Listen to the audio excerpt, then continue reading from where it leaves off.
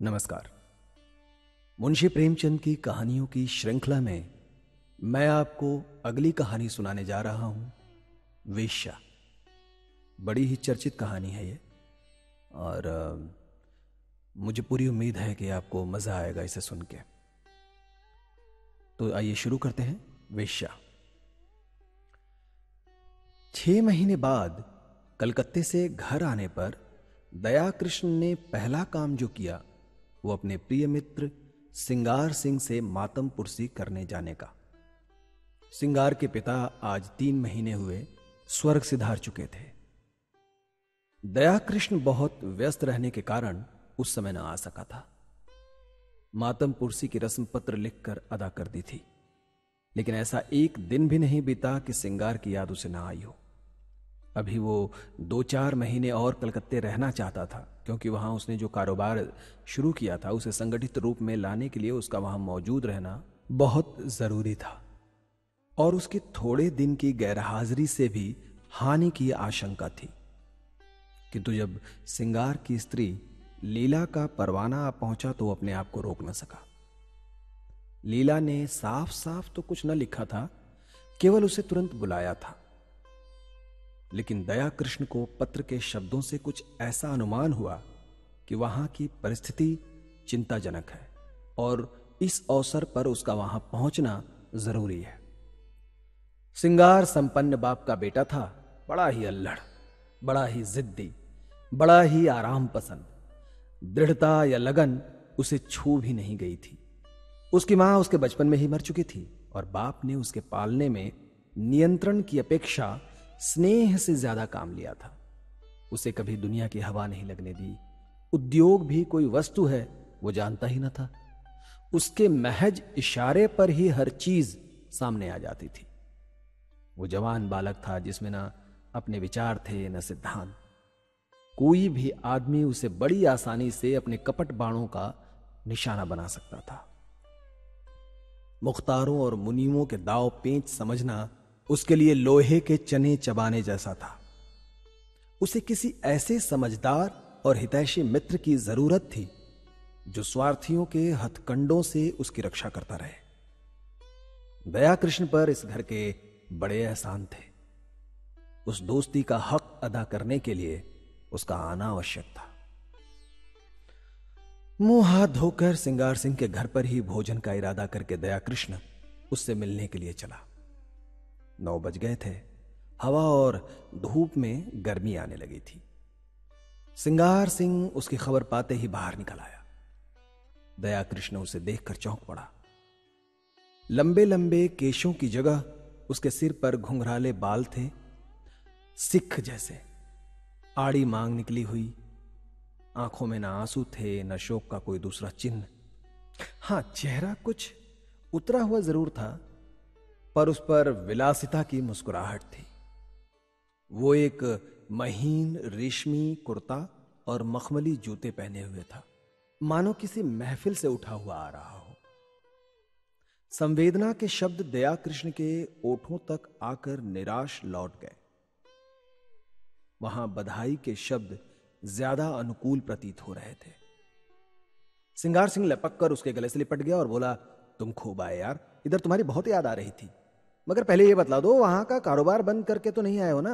अगर वहां झंझट छोड़ आए हो तो पहले उसे तिलांजलि देकर आना था। अब आप यहां से जाने ना पाएंगे। मैंने तो भाई अपना कैड़ा बदल दिया है। बताओ कब तक तपस्या करता? अब तो आए दिन जल से होते। मैंने सोचा यार दुनिया में आए हैं तो कुछ दिन सैर सपाटे का आनंद भी उठा ले, नहीं तो एक दिन यूं ही हाथ मलते चले जाएंगे, कुछ भी साथ तो न जाएगा। दया कृष्ण विस्मय से उसके मुंह की ओर ताकने लगा। ये वही सिंगार है या कोई और? बाप के मरते ही इतनी तब्दीली?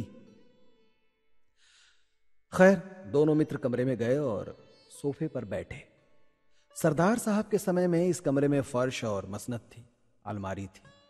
अब तो दर्जनों गद्देदार सोफे और कुर्सियां हैं, कालीन का फर्श है, रेशमी पर्दे हैं, बड़े बड़े आईने हैं। सरदार साहब को संचय की धुन थी, सिंगार को उड़ाने की धुन है।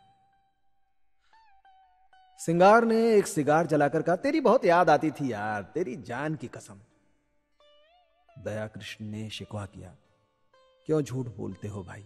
महीनों गुजर जाते थे, एक खत लिखने की तो तुमको फुर्सत न मिलती थी, और तुम कह रहे हो कि मेरी याद आती थी। तो सिंगार ने अल्हड़पन से कहा, बस इसी बात पर मेरी सेहत का एक जाम पियो।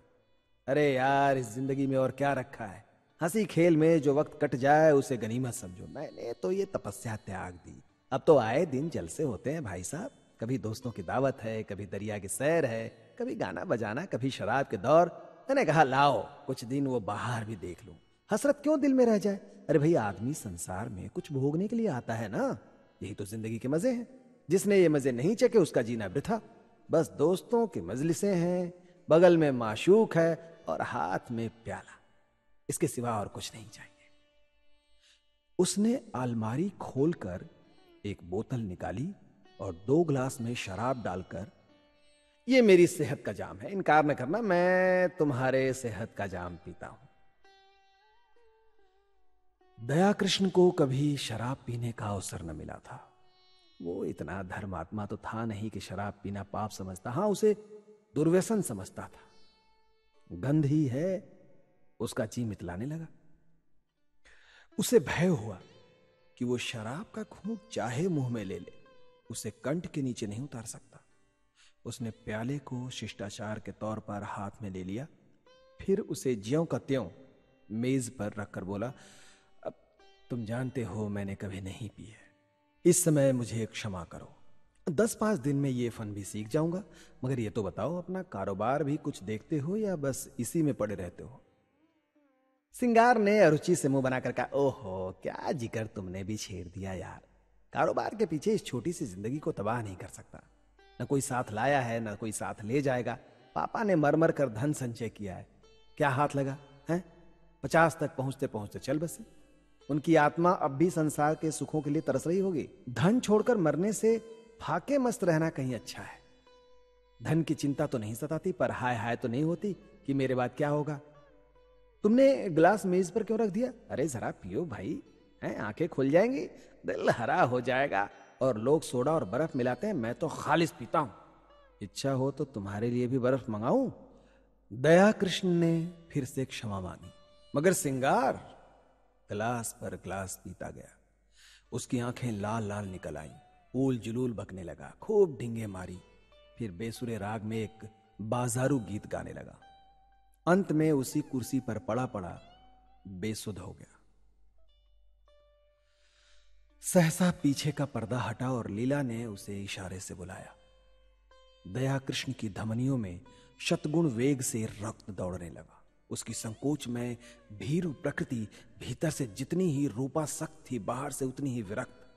सुंदरियों के सम्मुख आकर वह स्वयं आवाक हो जाता था। उसके कपोलों पर लज्जा की लाली दौड़ पड़ती थी, आंखें झुक जाती थी, लेकिन मन उनके चरणों पर लौटकर अपने आप को समर्पित कर देने के लिए विकल हो जाता था। मित्रगण उसे बूढ़े बाबा कहा करते थे। स्त्रियां उसे अरसिक समझकर उससे उदासीन रहती थी। किसी युवती के साथ लंका तक रेल में एकांत यात्रा करके भी वो उससे एक शब्द भी बोलने का साहस न करता। हां, यदि युवती स्वयं उसे छेड़ती तो वो अपने प्राण तक उसकी भेंट कर देता। उसके इस संकोचमय अवरुद्ध जीवन में लीला ही एक युवती थी जिसने उसके मन को समझा था और उससे सवाक सहृदयता का व्यवहार किया था। तभी से दया कृष्ण मन से उसका उपासक हो गया था। उसके अनुभव शून्य हृदय में लीला नारी जाति का सबसे सुंदर आदर्श थी। उसकी प्यासी आत्मा को शरबत या लेमनेड की उतनी इच्छा न थी जितनी ठंडे मीठे पानी की। लीला में रूप है, लावण्य है, सुकुमारता है, इन बातों की ओर उसका ध्यान न था। उससे ज्यादा रूपवती और लावण्यमयी और सुकुमार युवतियां उसने पार्कों में देखी थी। लीला में सहृदयता है, विचार है, दया है, इन्हीं तत्वों की ओर उसका आकर्षण था। उसकी रसिकता में आत्मसमर्पण के सिवा और कोई भाव न था।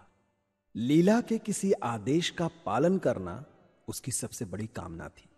उसकी आत्मा की तृप्ति के लिए इतना काफी था। उसने कांपते हाथों से पर्दा उठाया और अंदर आकर खड़ा हो गया और विस्मय भरी आंखों से उसे देखने लगा। उसने लीला को यहां ना देखा होता तो पहचान भी ना सकता था। वो रूप, वो यौवन, वो विकास की देवी इस तरह से मुरझा गई थी जैसे किसी ने उसके प्राणों को चूस कर निकाल लिया हो। करुण स्वर में बोला, ये तुम्हारा क्या हाल है लीला? बीमार हो क्या? मुझे सूचना तक न दी। लीला ने मुस्कुराकर कहा, तुमसे मतलब? मैं बीमार हूं, अच्छी हूं, तुम्हारी बला से। तुम तो अपने सैर सपाटे करते रहे। 6 महीने के बाद जब हमको आपकी याद आई तो हमने आपको खत लिखा, और अब पूछते हो कि बीमार हो। मैं उस रोग से ग्रस्त हूं जो प्राण लेकर ही छोड़ता है। तुमने इन महाशय की हालत तो देख ली होगी। उनका ये रंग देखकर मेरे दिल पर क्या गुजरती है, ये क्या मैं अपने मुंह से कहूं तभी समझोगे। मैं अब इस घर में जबरदस्ती पड़ी हूं और बेहयाई से जीती हूं। किसी को मेरी चाह या चिंता नहीं है। पापा क्या मरे, मेरा सुहाग ही उठ गया। कुछ समझाती हूं तो बेवकूफ बनाई जाती हूं। रात रात भर न जाने कहां गायब रहते हैं। जब देखो नशे में मस्त, हफ्तों भर घर में नहीं आते कि 2 बात कर लूं। अगर इनके यही ढंग रहे तो 1-2 साल में रोटियों के मोहताज हो जाएंगे। दया ने पूछा, ये लत इन्हें कैसे पड़ गई? ये बातें तो इनमें न थी। लीला ने व्यथित स्वर में कहा, रुपए की बलिहारी है और क्या। इसलिए तो बूढ़े मर मर के कमाते हैं और मरने के बाद लड़कों के लिए छोड़ जाते हैं। अपने मन में समझते होंगे हम लड़कों के लिए बैठने का ठिकाना किए जाते हैं। मैं कहती हूं तुम उनके सर्वनाश का सामान किए जाते हो, उनके लिए जहर बोए जाते हो। पापा ने लाखों रुपए की संपत्ति न छोड़ी होती तो आज ये महाशय किसी काम में लगे होते। कुछ घर की चिंता होती, कुछ जिम्मेदारी होती, नहीं तो बैंक से रुपए निकाले और उड़ाए। अगर मुझे विश्वास होता ना कि संपत्ति समाप्त करके ये सीधे मार्ग पर आ जाएंगे तो मुझे जरा भी दुख ना होगा। पर मुझे तो ये भय है कि ऐसे लोग फिर कभी किसी काम के नहीं रहते। या तो जेल खाने में मरते हैं या अनाथालय में। आपकी एक वेश्या से आशनाई है, माधुरी नाम है उसका। वो इन्हें उल्टे छुरे से मूढ़ रही है, जैसा उसका धर्म है। आपको यह खप्त हो गया होगा कि मुझ पर जान देती है। उससे विवाह का प्रस्ताव भी किया जा चुका है। मालूम नहीं उसने क्या जवाब दिया। कई बार जी में आया कि जब यहां किसी से कोई नाता ही नहीं है तो अपने घर चली जाऊं, लेकिन डरती हूं कि तब तो ये और भी स्वतंत्र हो जाएंगे। मुझे किसी पर विश्वास है तो वो तुम पर। इसलिए तुम्हें बुलाया था कि शायद तुम्हारे समझाने बुझाने का कुछ असर हो। अगर तुम भी असफल हुए तो मैं एक क्षण भी यहां न रहूंगी। भोजन तैयार है, चलो कुछ खा लो। दया कृष्ण ने सिंगार सिंह की ओर संकेत करके कहा, और ये तो अब कहीं 2-3 बजे चेतेंगे। बुरा ना मानेंगे, मैं अब इन बातों की परवाह नहीं करती। मैंने तो निश्चय कर लिया है कि अगर मुझे कभी आंखें दिखाई तो मैं इन्हें मजा चखा दूंगी। मेरे पिताजी फौज में थे, सूबेदार। मेरी देह में उनका खून है। लीला की मुद्रा उत्तेजित हो गई। विद्रोह की वो आग जो महीनों से पड़ी सुलग रही थी, प्रचंड हो गई। उसने उसी लहजे में कहा, मेरी इस घर में इतनी सासत हुई है, इतना अपमान हुआ है और हो रहा है कि मैं उसका किसी तरह भी प्रतिकार करके आत्मग्लानि का अनुभव न करूंगी। मैंने अपने पापा से अपना हाल छिपा रखा है। आज लिख दूं ना तो इनकी सारी मसीखत उतर जाए। नारी होने का दंड भोग रही हूं, लेकिन नारी के धैर्य की भी सीमा है। दया कृष्ण उस सुकुमारी का वो तमतमाया हुआ चेहरा, वो जलती हुई आंखें, वो कांपते हुए होठ देखकर कांप उठा। उसकी दशा उस आदमी की सी हो गई जो किसी को दर्द से तड़पते देखकर वैद्य को बुलाने दौड़े। आर्द्र कंठ से बोला, इस समय मुझे क्षमा करो लीला, मैं फिर कभी तुम्हारा निमंत्रण स्वीकार करूंगा। तुम्हें अपनी ओर से इतना ही विश्वास दिलाता हूं कि मुझे अपना सेवक समझती रहना। मुझे न मालूम था कि तुम्हें इतना कष्ट है, नहीं तो शायद अब तक मैंने कुछ युक्ति सोच ली होती। मेरा यह शरीर तुम्हारे किसी काम आए, इससे बढ़कर सौभाग्य की बात मेरे लिए और क्या होगी। दया कृष्ण वहां से चला तो उसके मन में इतना उल्लास भरा हुआ था मानो विमान पर बैठा हुआ स्वर्ग की ओर जा रहा है। आज उसे जीवन में एक ऐसा लक्ष्य मिल गया था जिसके लिए वो जी भी सकता है और मर भी सकता है। वो एक महिला का विश्वास पात्र हो गया था। इस रत्न को वो अपने हाथ से कभी न जाने देगा, चाहे उसकी जान ही क्यों न चली जाए। 1 महीना गुजर गया। दया कृष्ण सिंगार सिंह के घर नहीं आया, न सिंगार सिंह ने उसकी परवाह की। इस एक ही मुलाकात में उसने समझ लिया था कि दया इस नए रंग में आने वाला आदमी नहीं है। ऐसे सात्विक जनों के लिए उसके यहां कोई जगह न थी। वो तो रंगीले, रसिया, याश और बिगड़े दिलों की चाह करता था। हां, लीला को हमेशा दया की याद आती रहती थी, मगर दया के स्वभाव में अब वो संयम नहीं था। विलासिता का जादू उस पर भी चलता हुआ मालूम होता है। माधुरी के घर उसका भी आना जाना शुरू हो गया है। वो सिंगार सिंह का मित्र नहीं रहा, प्रतिद्वंदी हो गया है। दोनों एक ही प्रतिमा के उपासक हो गए हैं, मगर उनकी उपासना में अंतर है। सिंगार की दृष्टि से माधुरी केवल विलास की एक वस्तु है, केवल विनोद का एक यंत्र है, और दया कृष्ण विनय की मूर्ति है जो माधुरी की सेवा में ही प्रसन्न है। सिंगार माधुरी के हास विलास को अपना जर खरीद हक समझता है, और दया कृष्ण इसी में संतुष्ट है कि माधुरी उसकी सेवाओं को स्वीकार करती है। माधुरी की ओर से जरा भी अरुचि देखकर सिंगार उसी तरह बिगड़ जाएगा जैसे अपनी प्यारी घोड़ी की मुंहजोरी पर। दया कृष्ण अपने को उसकी कृपा दृष्टि की योग्य ही नहीं समझता। सिंगार जो कुछ माधुरी को देता है गर्व भरे आत्म प्रदर्शन के साथ, मानो उस पर कोई एहसान कर रहा हो। और दया कृष्ण के पास देने को है ही क्या, पर वो जो कुछ भेंट करता है ऐसी श्रद्धा से मानो देवता को फूल चढ़ाता हो। सिंगार का आसक्त मन माधुरी को अपने पिंजरे में बंद रखना चाहता है, जिसमें उस पर किसी की निगाह न पड़े। दया कृष्ण निर्लिप्त भाव से उसकी स्वच्छंद क्रीड़ा का आनंद उठाता है।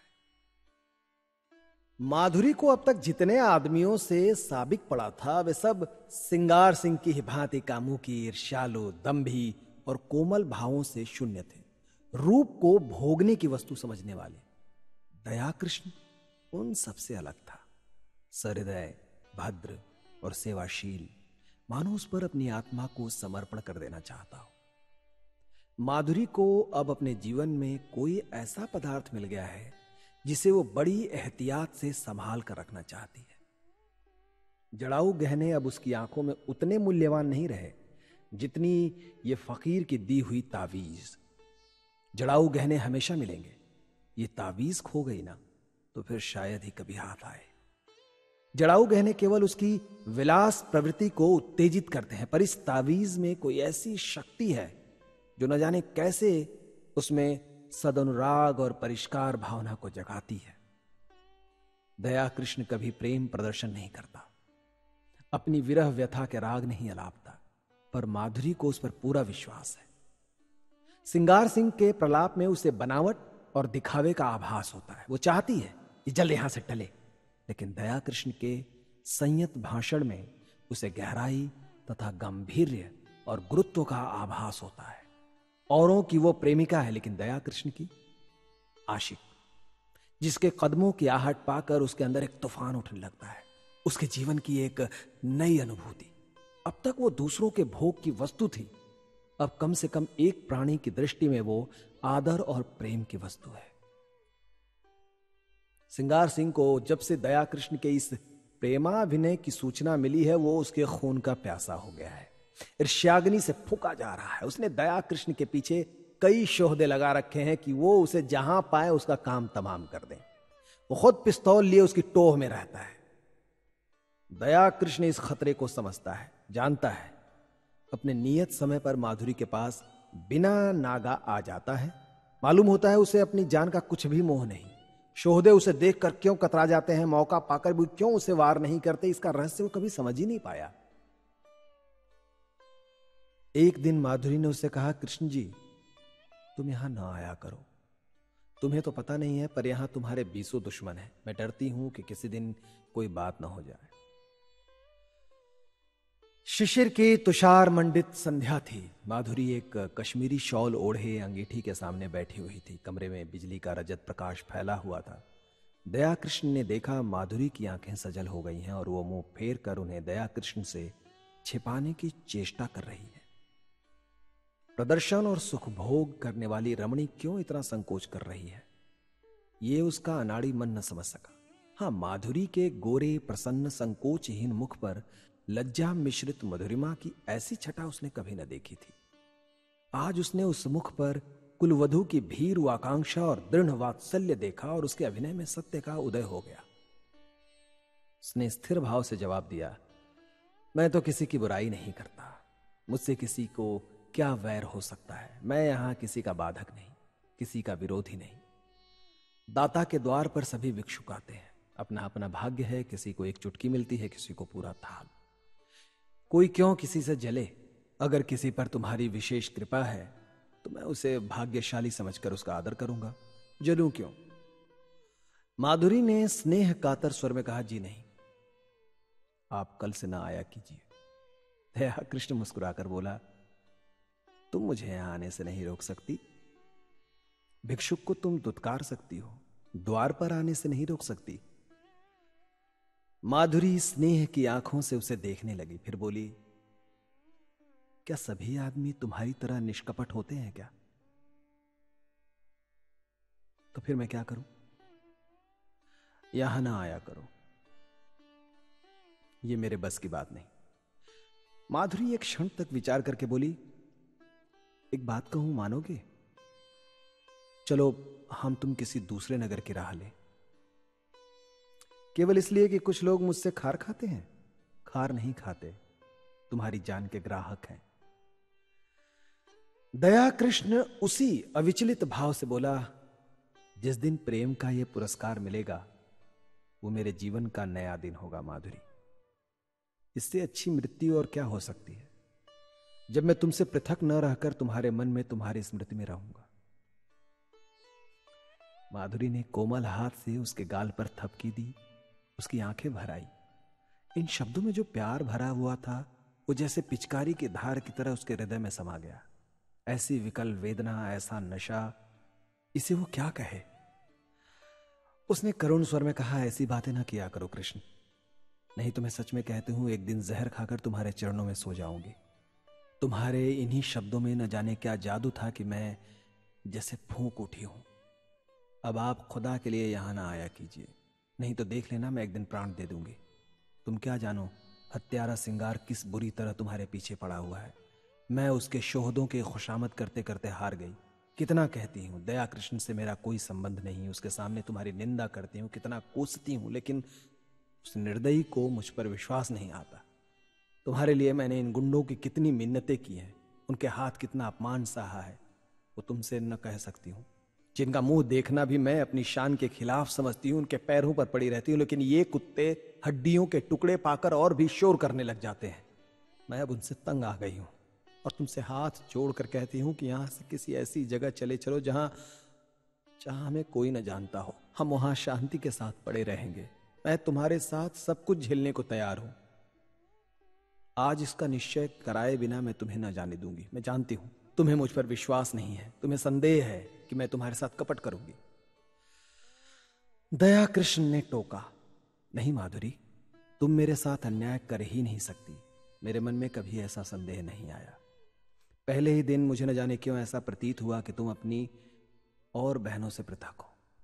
मैंने तुम में वो शील और संकोच देखा जो मैंने कुलवधुओं में देखा है। माधुरी ने उसकी आंखों में आंखें गड़ाकर कहा, तुम झूठ बोलने की कला में इतने निपुण नहीं हो सकते कृष्ण की वेश्या को भुलावा दे सको। मैं न शीलवती हूं, न संकोचवती हूं और न ही अपनी दूसरी बहनों से अलग हूं। मैं वेश्या हूं, उतनी ही कलुषित, उतनी ही विलासांध, उतनी ही मायाविनी जितनी मेरी दूसरी बहन है, बल्कि उनसे कुछ ज्यादा। न तुम अन्य पुरुषों की तरह मेरे पास विनोद और वासना तृप्ति के लिए आते थे, न ही कभी डींग मारी, न मुझे धन का प्रलोभन दिया। मैंने भी कभी तुमसे धन की आशा नहीं की। तुमने अपनी वास्तविक स्थिति मुझसे कह दी, फिर भी मैंने तुम्हें एक नहीं अनेक ऐसे अवसर दिए कि कोई दूसरा आदमी उन्हें ना छोड़ता, लेकिन तुम्हें मैं अपने पंजे में न ला सकी। तुम चाहे और जिस इरादे से भी आए हो, भोग की इच्छा से तो नहीं आए हो। अगर मैं तुम्हें इतना नीच, इतना हृदयहीन, इतना विलासांधा समझती तो इस तरह तुम्हारे नाज न उठाती। फिर मैं भी तुम्हारे साथ मित्र भाव रखने लगी। समझ लिया मेरी परीक्षा हो रही है। जब तक इस परीक्षा में सफल न हो जाऊं तुम्हें नहीं पा सकती। तुम जितने सज्जन हो ना उतने ही कठोर हो। यह कहते हुए माधुरी ने दया कृष्ण का हाथ पकड़ लिया और अनुराग और समर्पण भरी चितवनों से उसे देखकर बोली, सच बताओ कृष्ण, तुम मुझ में क्या देखकर आकर्षित हुए थे? देखो, बहानेबाजी ना करना। तुम रूप पर मुग्ध होने वाले आदमी नहीं हो, मैं कसम खा सकती हूं। दया कृष्ण ने संकट में पड़कर कहा, रूप इतनी तुच्छ वस्तु नहीं है माधुरी, वो मन का आईना है। यहां मुझसे रूपवान स्त्रियों की कमी नहीं है, ये तो अपनी अपनी निगाह है, मेरे पूर्व संस्कार रहे होंगे। माधुरी ने भवें सिकोड़कर कहा, तुम फिर झूठ बोल रहे हो, चेहरा कह रहा है तुम्हारा। दया कृष्ण ने परास्त होकर पूछा, पूछकर क्या करोगी माधुरी? मैं डरता हूं कहीं तुम मुझसे घृणा न करने लगो। संभव है तुम मेरा जो रूप देख रही हो वो मेरा असली रूप ना हो। बस इस कहानी को यहीं विराम देते हैं और इस कहानी को आगे मैं अगले भाग में पूरा कर दूंगा।